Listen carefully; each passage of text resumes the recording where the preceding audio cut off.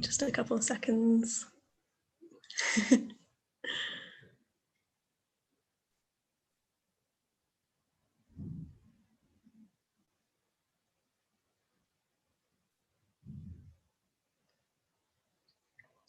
All right, so we should be live. Just going to mute that.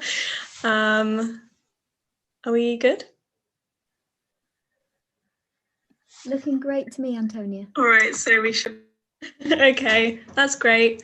So as it's now streaming, hello everyone who may or may not be here yet, but we'll have a bit of a slower start to give people time to arrive while the link's put on Facebook. And yeah, welcome to another event with Claire Politics on Zoom. And I'm here today with Dr. Tiffany Page, who is a co-founder of the 1752 group, which is a research and lobby group working around staff to student sexual misconduct in the UK. And this is also a collaboration event between Claire Politics, Loud and Clear, and the Claire Gender Equality Movement. So just make sure you check out all of our pages for any information about what we're doing and our work fighting sexual misconduct at Cambridge, just whenever you get a minute. And of course, the incredible work of the 1752 group. Revolt Sexual Assault found recently that around 2/3 of students and graduates experience sexual violence at UK universities. And of this, 70% of women in particular have experienced sexual assault or misconduct whilst at university. And it's also estimated that about 85% of survivors don't report their experience to anyone at all, while only about 6% of victims, student victims, report their experience of sexual violence to the university. So really shocking statistics here, and hopefully we're about to have a really illuminating conversation about why this is. So Tiffany's done loads of really amazing, laudable work around this. So we're going to be talking about sort of the characteristics of staff to student sexual misconduct, the power of activism and institutional responses to sexual misconduct. But yeah, I think I'll let you introduce yourself now, Tiffany, rather than going on myself. Thank you very much, Antonia. So I'm Tiffany Page, and I'm the co-founder of the 1752 group, and we can talk more about the organisation. I'm also a lecturer in the Department of Education, Practice and Society at the UCL Institute of Education. That's great. Thank you. So I guess it makes sense to just start with asking you why you decided to found the 1752 group. What were your aims and sort of what you've been up to so far? Thank you. So the 1752 group was founded in 2016, and the history behind it, and which relates to the history of the name, is like yourself and possibly people that are watching. I was part of a group of students who made complaints about the conduct of staff within the department in which I was completing a PhD at Goldsmiths. And this period lasted between sort of 20, in terms of us making complaints and wanting the institution to act, lasted between the period of sort of 2011, 2012 and 2016. And so it began as students who were experiencing staff sexual misconduct and making complaints, not getting adequate institutional response. And in 2015, several of us, people that were involved in that collective and weren't, including Dr. Anna Bull and Dr. Leila Whitley, we co-organised what we think was one of the first, or at least for the last 20 years, a conference specifically on staff sexual misconduct called Sexual Harassment in Higher Education. And we wanted to talk about what was happening and to think through the particular issues that we were both experiencing, but also trying to conceptualize as well. And we were looking around for speakers, and we were thinking, well, where is the expertise in this area? And there had been and continues to be a lot of amazing work on student-to-student sexual misconduct, sexual harassment, sexual violence. And I don't mean that, therefore, that work has been done, but simply that was a field where National Union of Students had produced Hidden Marks, which is a survey of that, I think in 2010. And what we were finding is that it was difficult to find specific research on staff to student sexual misconduct. So misconduct of staff directed towards students. And it was after organising that conference, and we realised that we needed to do that work. And not all of us could do that work. It's very difficult to be a survivor and also be an activist, or to also work in the area in which trauma has taken place. So what evolved from that collective complaint and that collective work is, for some of us, we decided, and so the group is a mix of people who were and were not involved. We decided to form a group, because what we also found as individuals, that it was very difficult to get an institutional response, but as a named organisation, we could go to policymakers, decision makers, and have more of a structure. And so we decided to form a research and campaign organisation, and we called it the 1752 group because when we organised that conference, Sexual Harassment in Higher Education, we went to Goldsmiths and we went for a funding application, and the budget we had provided was £1,752. And at the time, Goldsmiths said to us, and I remember going into the meeting with the individual, and they said, you can have the money, but that's all we're promising. It doesn't mean that there will be any more money available. And that money was also taken from the equality and diversity budget that was very small. And it stuck with me about how little, not only was the work valued, but the kind of investment that is needed. And so we named ourselves the 1752 group as a reminder that you need a long-term financial and obviously structural investment in addressing staff sexual misconduct. So that's kind of the history of how 1752 group came about. And we've had members come and members leave, and we've usually had 3 or 4 people. And at the moment, our current members are myself, Dr. Anna Bull, who's at the University of Portsmouth, Dr. Emma Chapman, who's at Imperial College, and our latest member is Dr. Adrija Day, who is at Sussex University. Okay, great, thank you. Yeah, I'm really struck by what you're saying about the sort of relative visibility of student-to-student misconduct compared to staff-to-student misconduct. Yeah, I think that's definitely present in the work that Loud and Clear have been doing around the university as well. I guess it might be interesting to hear your perspective on what the particular characteristics of staff-to-student misconduct are, and sort of why it's such a pernicious issue. And it's part of an institutional culture, in terms of thinking about student-to-student sexual misconduct and harassment, and staff as well, is where that is present, the other is likely to be present as well. And these cultures which condone forms of misconduct and inequitable spaces, it's connected to racism, it's connected to transphobia. We have to think of these institutions across the range of these forms of discrimination and oppression.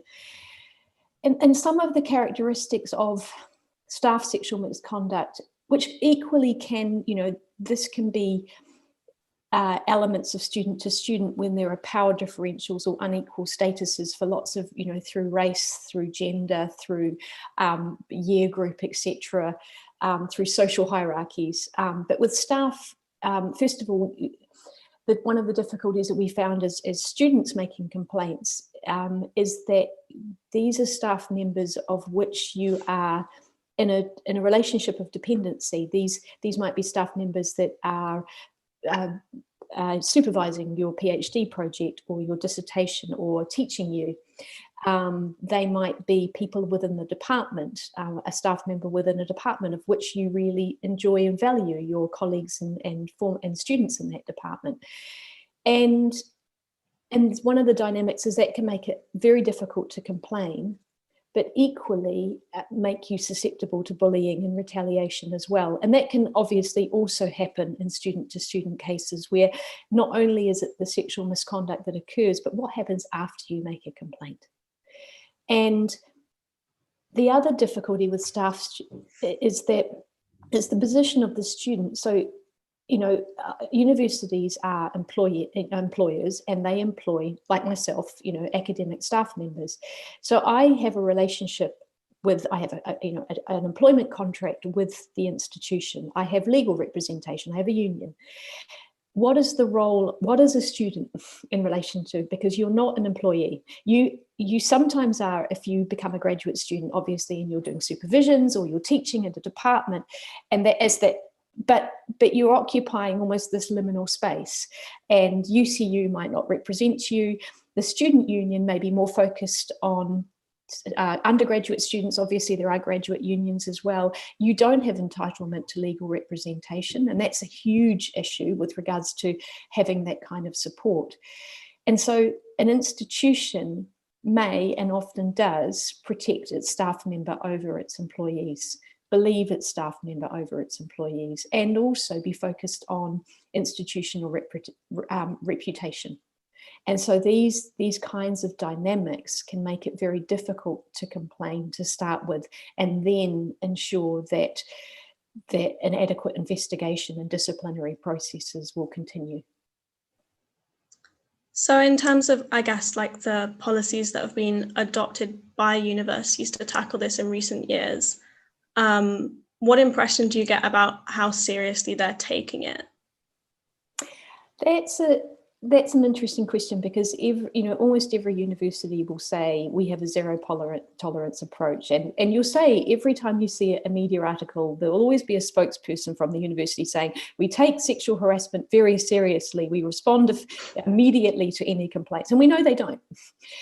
And there's a difference between what a policy says and what actually happens. And I'm in the middle of working with colleagues in the US and in the UK on an article, thinking and mapping that complaints procedure, and what does it look like visibly as to how you might complain, but what does the university actually do? And while there's a zero tolerance approach to harassment, we know it's continuing. Cambridge has a zero tolerance approach to harassment, sexual misconduct, racial discrimination, but it's everywhere. So it's meaningless. Actually, what does an institution do when it receives a complaint or a report? And what does it do in order to prevent that culture occurring, to reduce the harm and likelihood of forms of discrimination happening to start with? And obviously Cambridge has its fair share of scandals when it comes to institutional abuse and sexual misconduct cases. I guess it would be quite interesting to talk about maybe the scale of this problem, because I think that's one of the reasons why it's quite difficult to conceptualize. And yeah, I mean, in 2018, you did the first ever national survey in the UK examining this. Staff sexual misconduct in higher education with the National Union of Students. What did you learn from that about the scale of this problem and the impact it has on students? And do you think the landscape has sort of changed since then? Yeah, and one of the things that we don't have is a prevalence survey. So in the US and in Australia, both countries have conducted surveys of thousands, hundreds of thousands of people, or over 100,000 students, thinking about sexual violence, gender-based violence, so student to student, staff to student, in higher education, in universities. And in the UK, we do not have that data. And so working when 1752 Group partnered with National Union of Students, who have always been, right from when we began, have been incredibly supportive of our work, which has been very helpful because of the reach that the National Union of Students has. And Hidden Marks was around 2,000 students. So NUS had a history of conducting these surveys and getting really the results making a difference, which was great. So when we partnered with them, and I remember conducting the pilot when I was teaching at Cambridge in 2018, and so it's 1,839 students, around that number, which obviously isn't a prevalence survey, and equally it's voluntary. So the students that filled it out were NUS members, card members, and we approached current and former students and alumni, because we wanted to have an understanding of people that had been through the system and what experiences they had, what viewpoints they had. Did they report sexual misconduct? If not, why not? So the survey gives us a sense of what's happening, and the numbers are pretty consistent with Australian numbers and US numbers in terms of the number of students that are affected, and roughly it's, you know, female graduate students are more likely to be impacted. So, and graduate students have a different dynamic. Often you've got a single supervisor, whether it be your MPhil's supervisor or your PhD supervisor, and you're, you know, increasingly reliant upon that single academic staff member for career progression, for references, etc. And things can be hidden away because you might have single, you know, meetings that aren't in a classroom, for example, as well. Also, what has been consistent, but we're still lacking numbers, is that trans and non-binary students are more likely to experience and be impacted by staff sexual misconduct, and that has been consistent across other international surveys. And also the dynamic and connection and intersection between racial harassment and sexual harassment. And that also came out in small numbers, but significant numbers within the Power and Academy, the report that was produced on that survey. So what we also focused on was, for the students that did report to their institution and did say, I'm making a complaint, how did the institution respond? And we used, at the time we used an institutional betrayal survey, which was developed by Jennifer Freyd, who's an academic in the US.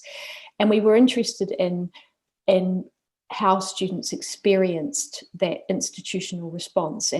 And students talked about feeling that they were to blame, feeling that the response was inadequate, that the university was informing them that they were risking the university's reputation, etc. So there was a real disappointment and betrayal with regards to how institutions responded if they reported. But what seems to be common across surveys of sexual misconduct, whether it be staff or student, is that the two things is firstly that students are unsure whether it's serious enough to report, so they don't understand. Oh no, it's not that they don't understand. They're uncertain as to what happened to them is serious enough to report to, and so that might prevent them. And then secondly, that they do not have faith or confidence that the institution will act. And so that also, those two kind of key factors seem to relate to very low reporting of sexual misconduct in any form. Yeah, this is really interesting. We got extremely similar results in our Loud and Clear report that we wrote and the survey we did, especially in terms of what you're talking about with intersections with other things. And I suppose also we found that LGBT plus students and students who experience racial inequalities, like reporting rates obviously among those groups was especially low because there is, I guess, that lack of institutional representation and things like that. And yeah, of course, incredibly low reporting rates. I don't think anyone from our survey reported to our college formally or even possibly informally properly. So that's really interesting. Yeah, I guess on that, that leads somewhat nicely into sort of the ways we can use activism to combat some of these things, and what activism should really be focusing on. So I think, as I mentioned to you, I read your paper, Making Power Visible, Slow Activism to Address Staff Sexual Misconduct in Higher Education, in which you discuss the role of slow activism and visibility in addressing staff sexual misconduct. So I guess I was just wondering, what kind of a role does and should activism have in combating these kinds of issues, and like what kinds of activism have you found to be most effective? Yeah, and I do. We were just chatting before about the kind of, you know, that the disappointment that there is a need for Loud and Clear, and there are other activist groups, because the institution doesn't take responsibility and may not listen to particular activist groups, and even being labelled activist, like our, that even with our organisation thinking about, we conduct research, but we are activists at heart, and we have a foundation in that area prior to 1752, but equally in making complaints and in rallying against an institution that we were part of. So I think there's a huge role, and often we were also talking about how often activists are survivors or allies or friends or connected to witnesses of people who have suffered forms of trauma. And in that article, we were interested in the kinds of because it was a special issue on activism, we were interested in the kinds of activism that take place, for example, naming, and scribbling in library books, direct activism, and playing with the idea of time. So this notion of slow activism was to think about how long it takes to, we started so for some of us, we started, for some of us started making complaints in 2008. And then I joined Goldsmiths in 2011. And so there's a history of people that came before, which I think is really important to recognise in any activist space, that we might join at a particular point, but we're not the first to complain and we're not the first to speak out. And it can be too difficult or too painful, or the institution refuses. And how much time passes, and how much the institution controls that time. So the institution puts time limits on the complaints process of 3 months. But we all know, there's so much, we're universities, and this is what I find incredible. We're researchers. We know that it can take months and years and I was just working on something today.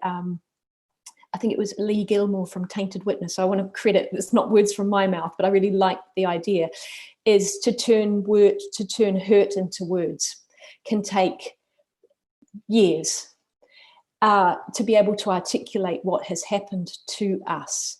And yet an institution or the criminal justice system or will put time limits on that.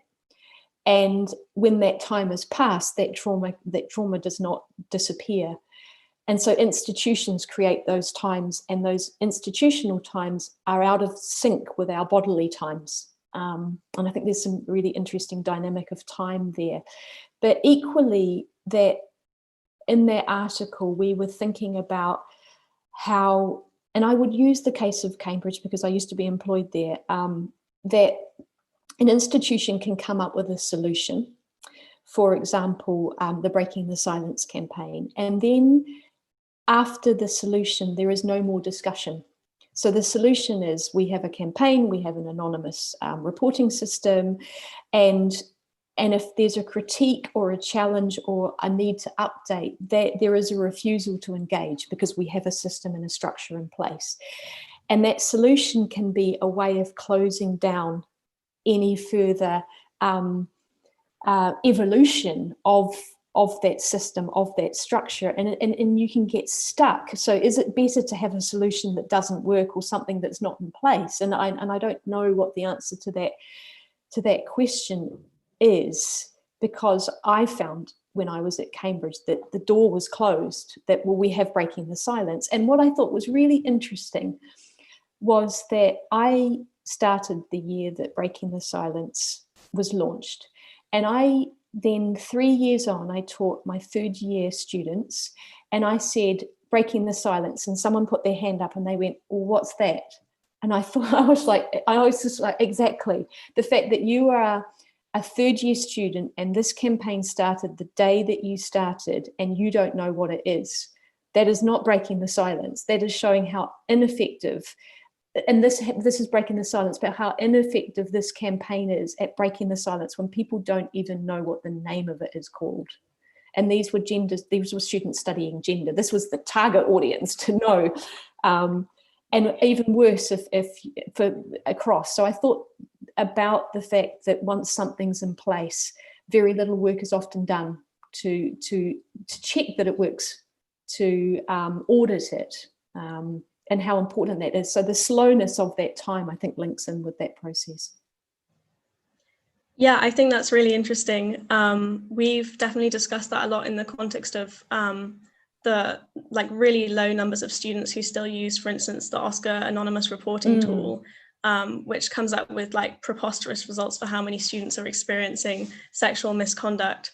And yeah, I think this idea of slow activism is particularly interesting because obviously activist groups led by students in Cambridge can obviously only have this really short lifespan of 3 years maximum in most cases. So I think it normally occurs to people that it can be sort of slower. I think you're right that there are these big changes, but they're never really sort of maintained, or it all seems quite disparate. So I really agree with that from our experience. And I think it can be, I think one of the most vulnerable groups is master's students, because if you haven't been at the institution and you're just there for a year, and will you make a complaint against your supervisor or a staff member when they are the person that may or may not mark your dissertation, or you may fear?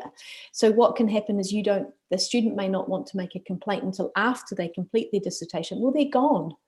In terms of the powerlessness, that student's not even enrolled anymore. So that's a really vulnerable group as well, that how long you are in the institution. But as you say, when you're there for 3 years, an institution can wait it out.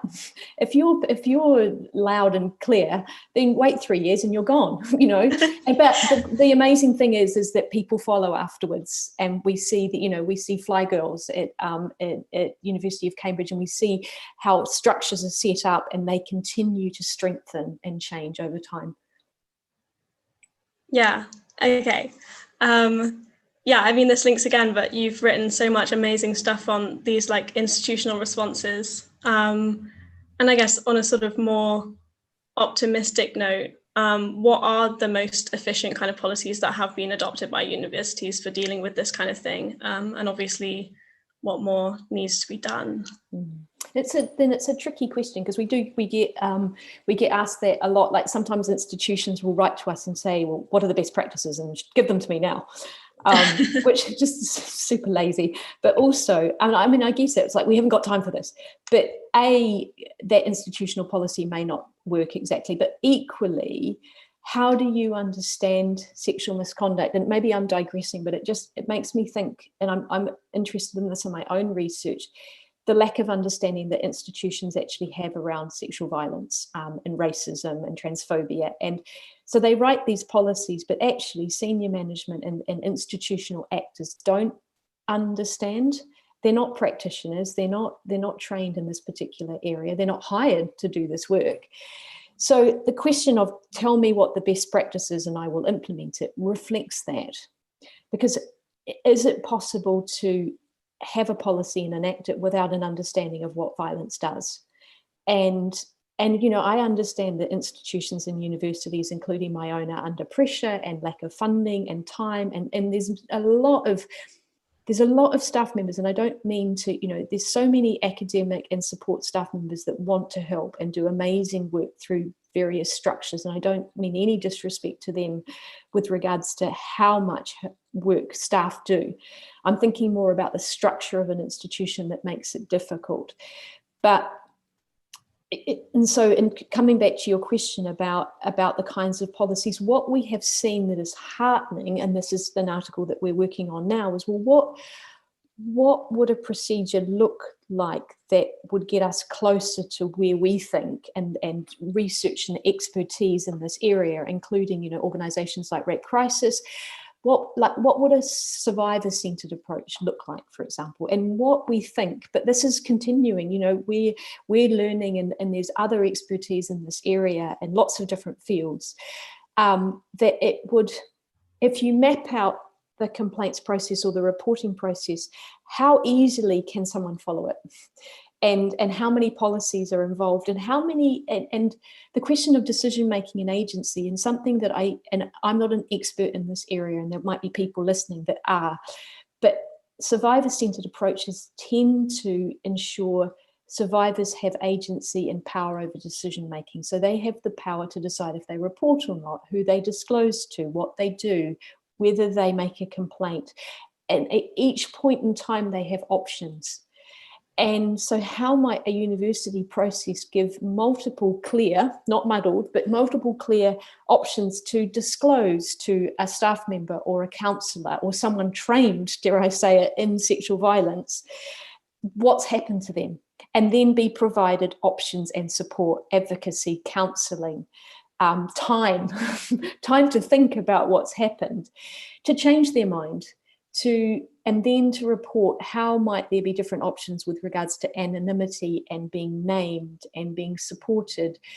For example, a policy might involve, there are people that may come forward. So I might come forward and say, something has happened to me, but I don't want to make a complaint. However, if the university finds that other people have made a complaint or a report, I would like to be notified, because then I may come forward.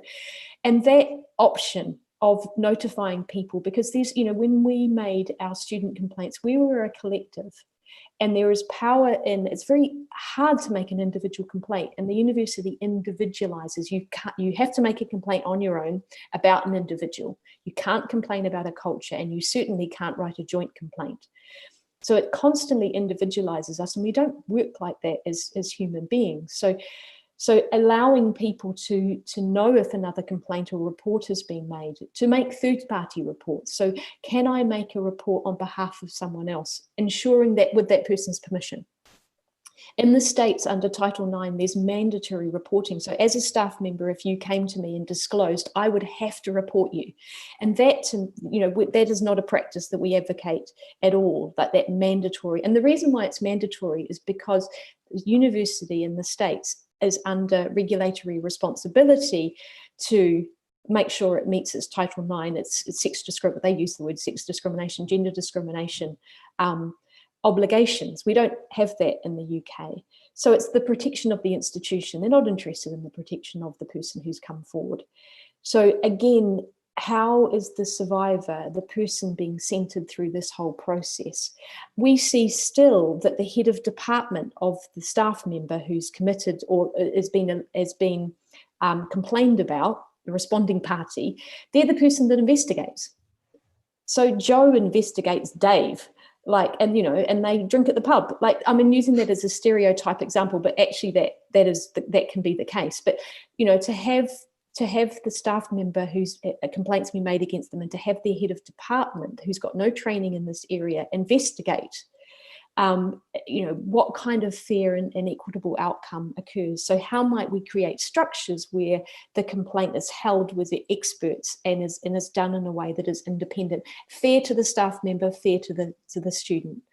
What do disciplinary outcomes look like, and how are they communicated? One of the things that we're very insistent upon, and we've developed we can talk about it, we've developed sector guidance around what this reporting structure might look like, is how do you report the outcome of a complaint so that students know what has happened and the community know what has happened. As an academic staff member, I can know one of my colleagues, I have to work with that person. I'm also in a vulnerable position being a colleague of someone. So there's a lot of structures and systems that I think can go much further towards creating better, maybe not best, but better practice, and drawing upon the expertise in specialist support organisations.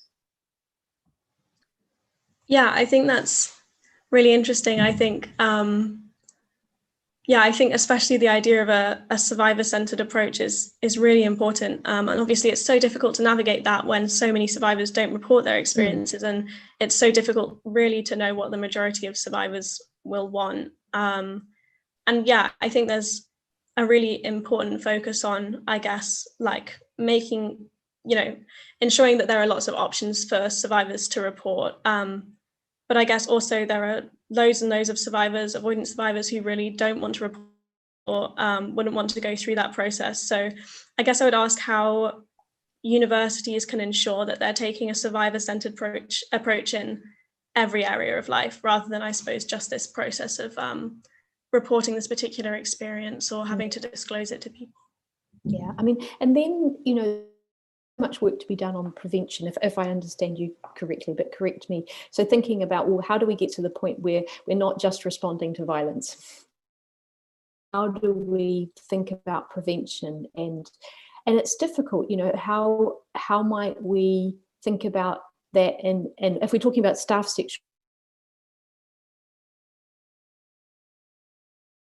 Strathclyde and Harriet Watts, where I don't know what his first name is, doesn't matter, O'Gorman, that's enough, you can Google it if you want to, who was a lecturer at Strathclyde and was suspended and then was given voluntary redundancy, and then started at Harriet Watts. So we can think about hiring practices, the checking of references, the communication of the fact that there was absolutely no communication about the staff member being suspended. And often, you know, institutions just want to get, we talk about passing the perk, but institutions want to get rid of the staff member. If they want to resign, that's the easiest option.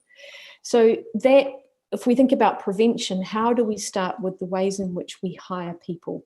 And we have conversations about professional conduct and professional boundaries. And this is an area that we're working on now. And in that Power in the Academy report with the National Union of Students, we asked students about, well, what kind of conduct do you want and expect? And again, it was 1,839 students, but broadly they talked about, well, we want to have a professional relationship with these academic staff. We are here to learn and to engage, as not only learn from the staff members, but to facilitate an environment in which we can learn and progress in whichever area we want to.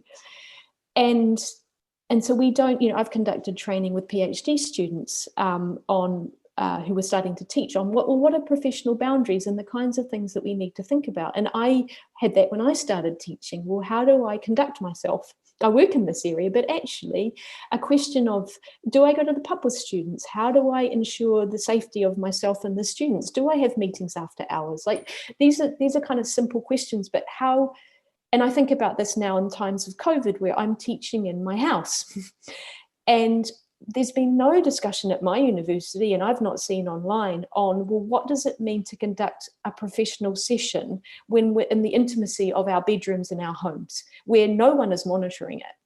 And I've written a blog piece on the 1752 website thinking about intimacy and times of COVID.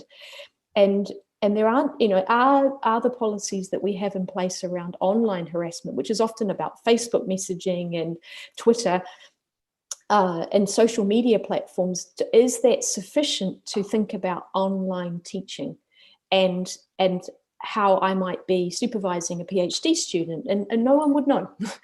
And so these spaces of privacy are unmonitored.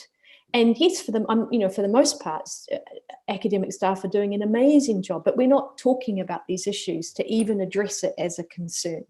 And yet you see the the kind of discussions that high school students and are having with creating, kind of curating places in which students would learn, and to ensure that it's professional for the student and for the staff member.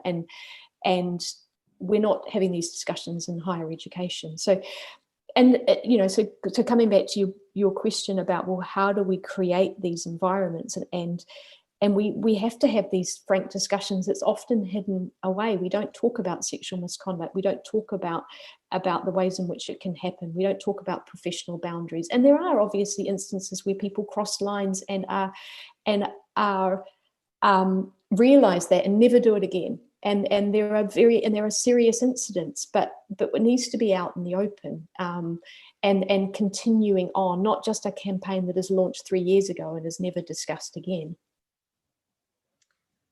Okay, thank you. I'm just going to remind the live audience that questions are open for Tiffany, and I'm going to ask them in just a second. I just wanted to follow up though on what you said about your writing on intimacy and COVID, and I guess how that's influenced the way we look at misconduct and the way we view consent, especially. Yeah, I think that's been a big focus of student activism in Cambridge recently, especially with a lot with the recent things at Jesus College that's been in the news a lot in terms of their not guaranteeing that they won't pursue disciplinary action against students who were assaulted if they were assaulted during a violation of COVID-19 Yes, guidelines. I saw that. Yep. Yeah. Yeah. Do you have any more thoughts on, I guess, how the sort of definition of these things is shifting because of COVID? Well, I mean, it's the lack of preparedness and the lack of thinking, and things being done on the fly, and yes, we didn't. Preparing for a global pandemic is difficult. I understand that, but where is the priority of thinking about, well, what are these scenarios that may happen, and what will our response be before they happen? There's always after the fact, and thinking about should the institutional response be, well, what are the ways in which we can negate our responsibility by creating boundaries around it? So if something happens to you and you violated the lockdown, we don't have to deal with it, rather than you are part of our community and you need our support, and we will deal with that violation later. If that is even, the idea that if a crime is committed or a form of violence occurs, but because it was, they spent more than an hour in a park, I'm using a silly example, that therefore that is not something that needs to be responded to is absolutely ridiculous. And it's, this sense of community. So who is part of this academic community, and how do we show that respect and care and concern for our academic members, rather than finding ways to abdicate responsibility and create boundaries around not needing to act, I think is appalling. Okay, thank you so much. I'm hoping we're going to get some audience questions very soon. I don't know if I'm looking at the wrong bit, because I'm not very techy. I guess another follow-up question would be, just from me, sorry, Right. would be like how it sort of how these issues have differed in terms of your experience working in Cambridge in a collegiate system and working at different universities. Well, yeah, and I think the college system is tricky, because there's that there is a college system of raising a complaint and a university system, and my understanding is that when a student makes a decision to go down the college route, the university puts the shutters down again and goes, nothing to do with us. And again, the fact that and there was a campaign last year with regards to Trinity Hall as well, and that was like, should colleges have their own disciplinary process and their own complaints and investigation process, or actually should that be centralized? And I'm not saying that therefore the Cambridge University system is the best one, but again, it's the secrecy and hidden awayness of a college system that is internalized and may not be clear, I think is hugely problematic, in the ways in which the college system will clean up after itself, which we have seen in the example of Trinity Hall. And that, I think Tortoise Media, for example, did an amazing piece of slow activism, again, thinking about taking some time to really draw out, well, what happened over time with regards to the failings at each institutional step. And institutional responses, which is, this happens with the government as well, is until they are found out, the lack of accountability. So an institution deciding only to investigate what went wrong when it's in the newspaper is again a failing of the institution. If we don't get caught, we don't have to do anything. And I personally and I'm not saying that it means that the Cambridge system of complaints should be the one that's used, but each college having its own system and students being funneled to their college or the institution again creates difficulties and lack of clarity for students, but also the lack of accountability, that the colleges seem to be a law unto themselves. And with regards to forms of discrimination and violence, that's complete. I think that's completely unacceptable, that lack of accountability and transparency. Thank you. So excitingly, we've had our first audience question DM to me, and it is, how can an institution guard against the disjunct between policy and follow through, which you mentioned at the beginning? For instance, when an institution has worked hard to put in place best or just as sorry, I don't really understand the question. That's Basically, okay. yeah, how can the institution guard against the disjunct between policy and follow through that we were talking about at the beginning? Okay, so, and if the person who DM'd it wants to clarify, like, no, that's not what I meant, please do. So yes, I think, so the difference between what the policy says, but actually what happens, the procedure. And well, one of the ways is to start with, and what happened I think it happened through Cambridge Student Union a couple of years ago, is auditing a policy. So what we've found, and we've done with various institutions, if you follow often policy, there's a complaints procedure. If you try and follow the Cambridge procedure, it gets stuck. So from the moment of where you complain and which form you use, it may direct you to lots of different policies and take you in a circle, and often stop you at a particular point. So the simple process of auditing a policy and auditing that procedure, so what do I have to do in order to complain, and what procedure do I follow, can take you to a number of different roadblocks to start with. So how might that you visualize that policy and ensure that it's the clearest, simplest, effective path to that student being able to communicate effectively with the institution and say, this is what's happened to me, with enough information that anonymously or named that institution can act. Because, you know, the anonymous reporting provides so little information that the institution can't act. So what do you do with that data? And thinking about that disconnect between policy and procedure is well, again, what are the principles of that policy and that procedure in place? How might you centralize the student and continue to communicate with them and ensure that there's constantly coming back to the person who's making that complaint, giving them options for decision making, communicating what's happening, telling them about the time.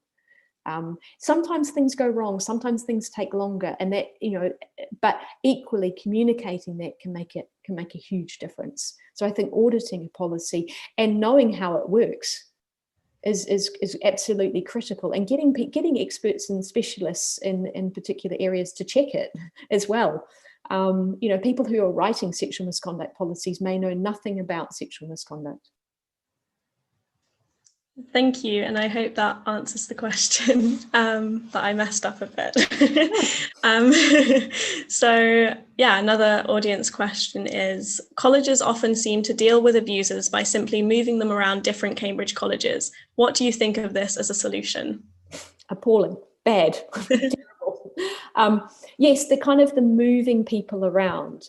So academic institutions, whether it be colleges and there's a way of closing it down, and the response can be, so, you know, Dr. such and such is no longer working at this college, so we cannot comment. But the fact that history remains, and I think that is so disrespectful of people's experiences, is that the college's responsibility and discussion of that experience and that form of violence ends because that person is no longer employed. And we in the 1752 group, in our sector guidance on staff sexual misconduct, very much push for that an investigation can still occur. Whether or not that staff member has resigned or left, you can continue, and there's no legal reason why you can't. You can continue with that investigation. But resignation or shifting of that person to another college is a way of stopping. Well, we don't have, and also it assumes that, you know, that people talk about bad apples, but it assumes that the issue is related to that individual. But often, how did that person continue working in that environment? They are part of a culture that has condoned and accepted their behavior, that has either known about it and turned a blind eye, or has enabled it in other ways. And so just because that person isn't there anymore doesn't mean that there is not a culture of discrimination, oppression, of abuse that is continuing in that particular college. And it's not just about, you know, it's seldom just about that individual. Even if you fire a person, seldom do universities look at and review, well, what are our values? what are the ways in which we respect difference and the ways in which we provide equitable workplace and study environments for people. And those reviews can be painful, but they can also allow people to communicate how they feel and how they experience that institution in order to make those changes. Especially the sort of cultural issues you're talking about, that links really well to the next audience question we have, which is, how do you think the state of things in universities, i.e. high prevalence of assault and poor reporting systems, affects people in later lives? And do these cultural issues carry on into the workplace? That's a really good question, and I think I think for anyone who's listening, would be an amazing and difficult research project. So, how do you trace forms of violence that occur within our education setting? And you could go back to primary school and high school as well. Like, where might you think about the forms of violence and the relationship that you have to institutions and how it impacts? And I mean, we see the students that came to Durham and the disrespect that they had for other students, and where did that come from and how did they learn that? And we're only dealing with that in universities, but why are we not dealing with that in high schools and primary schools? And this, again, teachers are overworked and the education system is, so again, I'm not blaming teachers, I'm thinking about the structure of our education system and the curriculum. And so, yes, coming back to, more directly to that question, our research on survivors of sexual violence, of staff sexual misconduct, but equally student to student, is that it has a huge impact on career progression, on confidence, on social relationships, family relationships. This is trauma. It can last you for a lifetime, generations.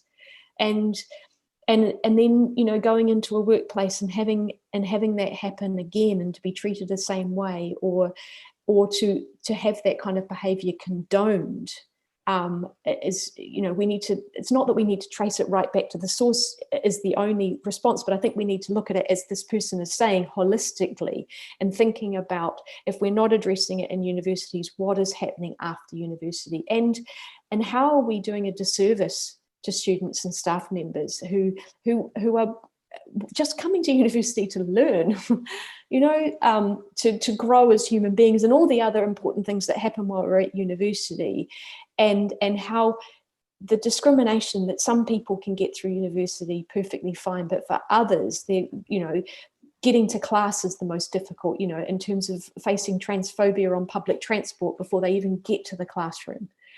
And I remember talking to a friend of mine about experiences of trans students and sexual misconduct. And she said to me, she's like, by the time I even get to the classroom, I have been sexually harassed and abused 15 times before I've even, I can't even talk to you about staff sexual misconduct because there's so much has happened to me before I even get to university. And it really struck me as a cisgendered woman that that's an experience that I don't know about, and the history of, it's an experience I haven't had. I do now know about it, and I should know about it, but we can't separate forms of violence that occur in the classroom and outside of it, and knowing what people bring before they even get to university, I think is really important work that is being done by lots of people and needs to continue. Thank you. Yeah, I've had another question messaged to me, which is something we talked a little bit about before, but I think could be elaborated upon. And it is, do you think the Cambridge system of having academics at the head of colleges and the blurring of social and academic spaces in colleges with supervisors, such as, for instance, seeing your supervisors at formals, etc., do you think that perpetuates a sort of more problematic environment around sexual misconduct? It's tricky, isn't it? Because many and the vast majority of staff know exactly how to behave and conduct themselves in professional settings, and I've had great social relationships with staff members where there's been a social setting and it's been absolutely bounded and people have behaved absolutely appropriately. So it's because, and it's, does that, so I guess the question is do those kind of environments provide a kind of vulnerability, and yes, possibly, but equally, I feel like staff members should know how to conduct themselves. They're the person who's in a professional role, they're the staff member, and that environment should be perfectly fine for them to act in without having to take that away. And it is difficult because I know that some students value that. They value high table, well, maybe not high table, but they value social interactions and getting to know people informally outside the classroom. And it is a shame that to be taken away, because I think, you know, the vast majority of academic staff understand the nature of that relationship and that dynamic. But you know, one of the things that's said, it's like people are supervising in their bedrooms, in their living rooms when they're at college, you know, they're a supervisor, a college lecturer, and that kind of dynamic as well is how do we create spaces that feel safe and secure for students and for staff members, while enabling, you know, the great aspects of being at university to continue. So I think those, again, a college wouldn't it be wonderful if you had like an open forum or a plenary where you had a discussion in your college about what students and staff want, or what students want, and to talk about this in full and frank ways. And that may change over time, but have a dialogue about it rather than have that decision be made, I think would be incredible to have this as an open discussion about what do we want our college to look like, and how do we want to behave, and how do we as a community ensure that there are particular forms of conduct and culture that provide an equitable environment. Thank you so much. I think that was the last question, and also we should probably be letting you get on with your evening. That's okay. But I know I've found everything you said incredibly inspiring, and obviously the work that 1752 do is just incredible.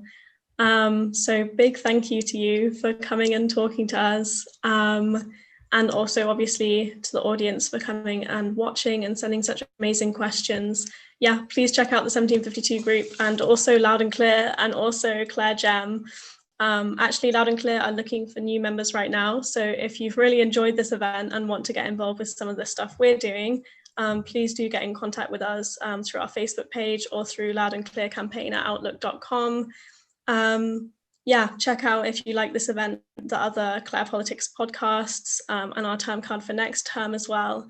And yeah, again, massive thank you to you, Tiffany. This was amazing, and it was really lovely to talk to you. Thank you very much. I've really appreciated it, and it's really been nice to be in dialogue with you. And thanks very much for people listening and the questions that you've asked. And these are difficult conversations, and hopefully this might spark more, you know, don't have to agree with me, but might spark more conversation and debate. And we weren't having these conversations, you know, several years ago. So I'm really impressed with all the work that's been done at Clare College. So thank you very much.